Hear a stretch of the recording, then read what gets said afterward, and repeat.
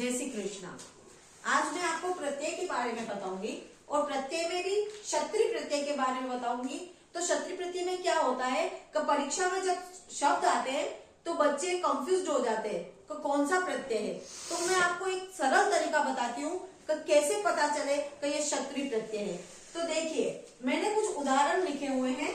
चलना, हंसना, खादना, गच्छना, धावना, पठना।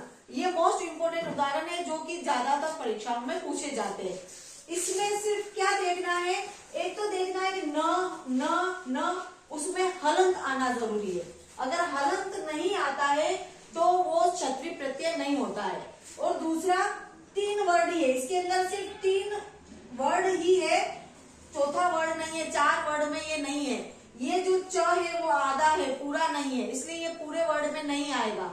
तो चलन, हलन, हसन, खादन, अन, अगर यहाँ पर देखें तो इसका सबसे सरल तरीका है कि जिसमें सिर्फ 3 वर्ड आएंगे और उसमें न हलंत आना जरूरी होता है।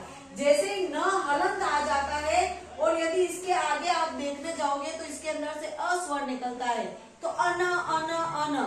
तो इसको याद करने का इसको बिल्कुल सरल तरीका है और समझने का भी, जैसे परीक्षा में आ जाए तो तुरंत समझने का यही एक सरल तरीका है कि न के आगे हलंत आना जरूरी है और 3 वर्ड होते हैं। अब हम इसका विच्छेद करते हैं। तो विच्छेद करते समय क्या करना है, तो इसका मूल शब्द जो होते, मूल धातु होती, वो लिखना होता है।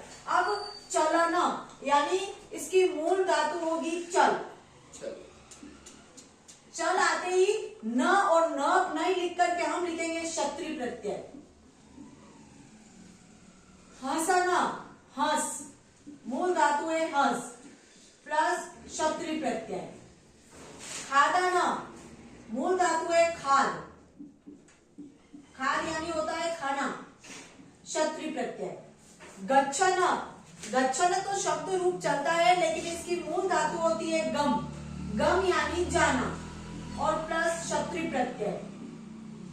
धावना, धावन यानी होता है दौड़ना, तो इसकी मूल धातु रहेगी धाव प्लस क्षत्रिय प्रत्यय। पठना, पठना यानी पढ़ना, तो मूल धातु होगी इसकी पठ प्लस क्षत्रिय प्रत्यय। तो आपको जब मूल धातु लिखो तो आपको वहां हलंत लगाना जरूरी होता है, क्योंकि हम जब विच्छेद करते हैं तो हम मूल धातु लिखते हैं और मूल धातु में इसके अंदर स्वर नहीं होता है। तो इस प्रकार ये जो मैंने उदाहरण लिखे, ये इंपॉर्टेंट उदाहरण है जो ज्यादातर परीक्षा में पूछे जाते हैं।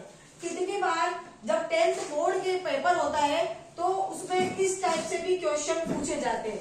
तो आपको कैसे पता चलेगा कि खाद प्लस क्षत्रिय आ गया, अब हमें इसे युक्त करके लिखना है प्रत्यय को जोड़कर, तो आपको उस समय ध्यान रखना पड़ेगा क्षत्रिय यानी न, बस इतना सा ध्यान रखिए। और खाद और आगे न लगा दीजिए तो ये खादन, और जो ये वाला हलंत है वो न में चला जाएगा तो खादन, तो न क्षत्रिय। बस ये 2 वर्ड याद रहेंगे तो आपको बहुत जल्दी से पता चल जाएगा तो ये क्षत्रिय प्रत्यय है। यदि आपको वीडियो पसंद आ रहा हो मेरा तो प्लीज लाइक और सब्सक्राइब कीजिए। और यदि कोई भी प्रॉब्लम आती है आपको संधि से संबंधित या प्रत्यय से संबंधित या संस्कृत में किसी भी टॉपिक से संबंधित, तो आप कमेंट में लिखिए, तो मैं आपको जो भी उसका हल होगा मैं आपको जरूर उसका जवाब दूंगी।